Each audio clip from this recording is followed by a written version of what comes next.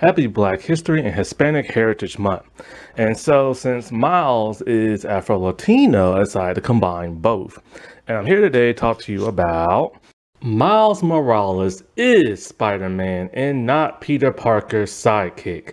So one thing that's been bugging me for the longest time is that every time you see Miles in animation form, whether it's an animated series, animated movie, or a video game, he is always, and I mean always, Peter Parker's sidekick. And for the most part, he's not even called Spider-Man. Sometimes they give him alternate names like Arachnid Boy. This is so disrespectful. I can't even begin to tell you how. Miles is Spider-Man, plain and simple as that. Miles Morales is not Miles Morales. See, last year when I was online, I kept seeing the hashtag Miles Morales is Miles Morales. And I'm just like, what the heck is that even about? But I didn't care to click. Then I was on YouTube and I saw this one guy's video talking about Miles Morales is Miles Morales. So I'm all like, all right, it's finally time for me to figure out what the heck this is about. And I've never seen this person's YouTube channel before, but after just the first few minutes of him talking, I figured out what kind of channel it was. It's one of those anti-woke mob type people. So this has to do about race and Spider-Man and Peter Parker. Yay! I'm just like, oh, you gotta be kidding me. So here's the thing. For those who probably just don't know, Miles Morales was created back in 2011, and he was created by comic book creator Brian Michael Bendis. And so I believe Brian is in an interracial relationship, but this was supposed to piggyback off of then President Barack Obama because he is that of a mixed race. So he wanted to have a biracial superhero character, mainly that of Spider-Man. There's already was one, Miguel O'Hara. He's half white and half like Hispanic, but he wanted another. So he decided to make Miles that of a half black, half Puerto Rican superhero. And it was met with a lot of controversy because the thing about Miles is that he wasn't created for the 616. He was created for the Ultimate comic books. So they had to kill off Peter Parker. And when they did that and introduced Miles, fans were not happy. They was pissed for a good couple of years, but then they grew to love Miles, especially when he put on that sweet black and red costume. That is probably one of the best Spider-Man costumes ever, and probably better than the blue and red one. And so, like, after, like I said, a while, people started to really like Miles, and he grew on people. And people just, like, you know, just couldn't get enough of him and his different power sets and stuff like that, right? And so, in the comics in 2012, they decided to have Miles and Peter Parker from 616 team up in a multiverse storyline called Spider-Man. And so then in 2015, Marvel decided to just stop making Ultimate comic books because fans just hated them. They didn't like the reinterpretation of like so many of their beloved characters, the new looks and designs, this and that. So like after that, they decided, all right, well, we gotta bring Miles over because people love him too much, right? So after Ultimates was canceled, they decided to have Miles, his family, and his friends travel to that of 616 and be retooled in their like history. Now, I don't know what they called him after that because I don't read comics, but like, yeah. And so for the most part, he was his own hero and he was called Spider-Man. Then came an animated movie. Then came an animated movie, but here's the thing. But then comes the animated side of everything. So a while back, they came out with Ultimate Spider-Man, the cartoon series on Disney XD. And so when people heard Ultimate Spider-Man, they assumed that, hey, this must be Miles and he's finally going to get his dues and get his own cartoon. Well, it didn't work out like that at first. They introduced Peter Parker.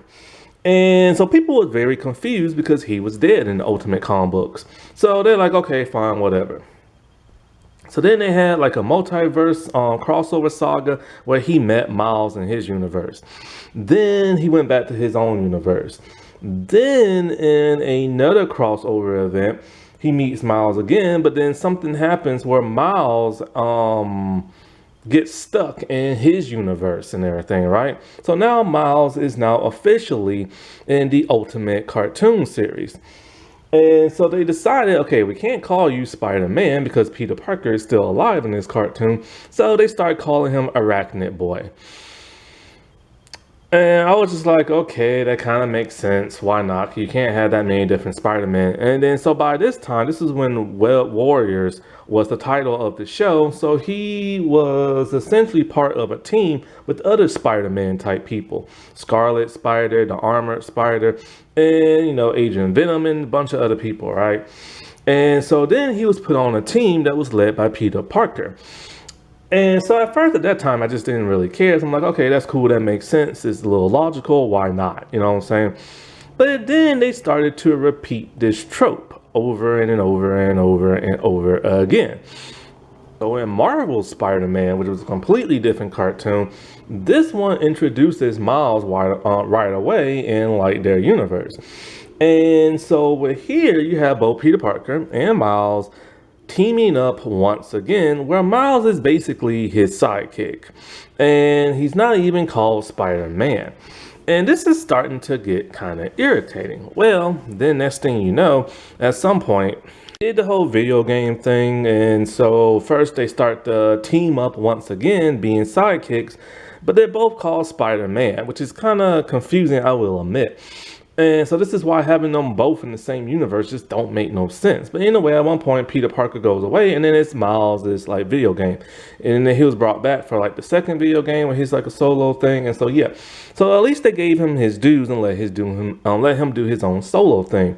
Well, at some point in time in 2018, we got into the Spider-Verse. And there we saw Miles becoming Spider-Man, you know, after their Peter Parker died. And then he's teamed with other Spider-Man, and he's taken under the wing of that of Peter Parker from another dimension.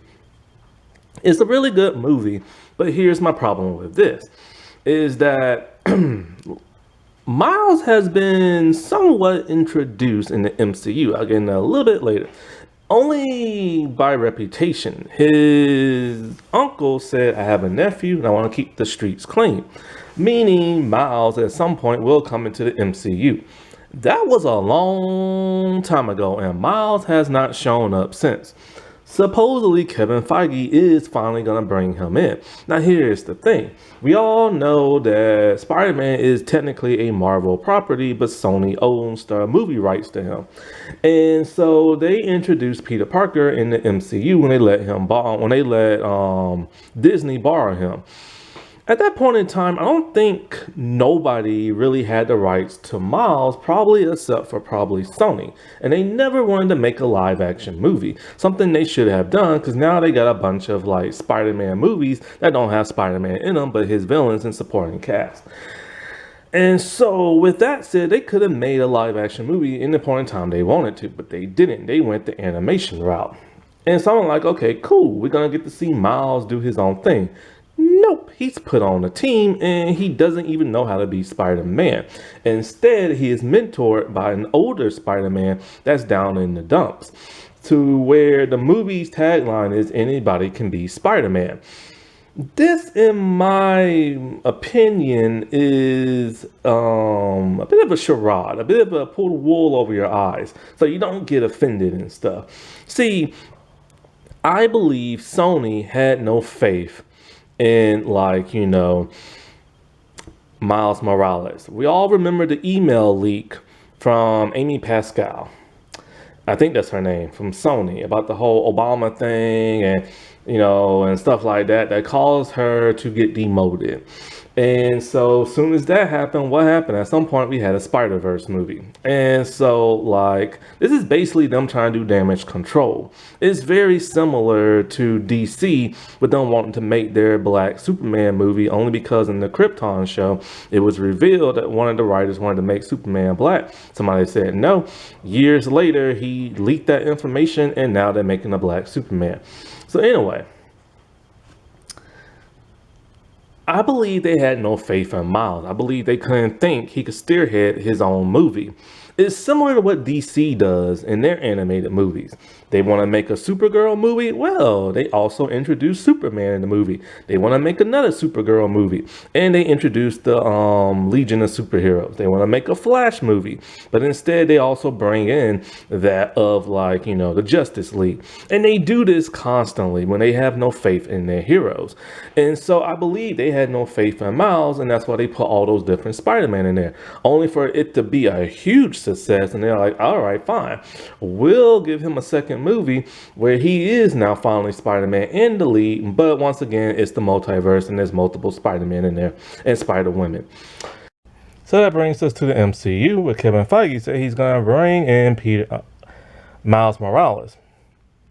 But here's the thing. They tried to have their cake and eat it too. See, since the second solo Spider-Man movie, they brought in, well, even before that, they brought in elements of the Ultimate Spider-Man when it comes to that of Miles. They ditched Peter's blue and red suit and gave him a black and red suit, very similar to that of the one Miles has then. Well, not so much similar, but it's like, that's Miles' color palette. And so then when it comes to that of Ned is much, well, he looks and feels very similar to that of Miles's like best friend he hangs out with. And so it's just kind of like, and plus he's younger and stuff, because Peter's normally older now. And it's just kind of like, why take traits that makes Miles and then give them to that of Peter Parker? And fans were kind of on to that. And there must have been some backlash, because come the third Spider-Man movie, in the beginning, after he ditches that suit, he then, has another suit that's more like bluish and red and stuff. So they went back to that color palette, because, the other two Spider-Man were there too, and they want everybody wearing similar, the same outfits type things. And so, yeah, it's just kind of like they just robbed from that of Miles and stuff. And what I don't get is like, and so what I don't understand is like, Marvel knows Miles is popular. They know that. Why else would they rob from him and give it to like Tom Holland's Peter Parker? And the thing is, it's like, why can't they just make him his own hero again? Why can't they just give him his own solo project while other people being in there, or better yet, Peter Parker and stuff? Why do they keep making him Peter Parker's sidekick, or put him on a team with other Spider people? And that is because, like, honestly, they probably think the audience won't accept him. Think about it. He's a Afro-Latino kid, and people love Peter Parker, and Peter Parker is white. And so right now, we have seen a huge surge in, like, hate and bigotry portrayed by that of like a lot of like white people online, this anti-woke mob people. And because first people didn't like Miles, then they loved him for the longest time, until this anti-woke mob crap came around. And now, surprisingly, just like last year, I kept reading stuff about people trashing Miles. Oh, we don't like him. Peter Parker's our Spider-Man, and blah, blah, blah, blah, blah. And it's just kind of like,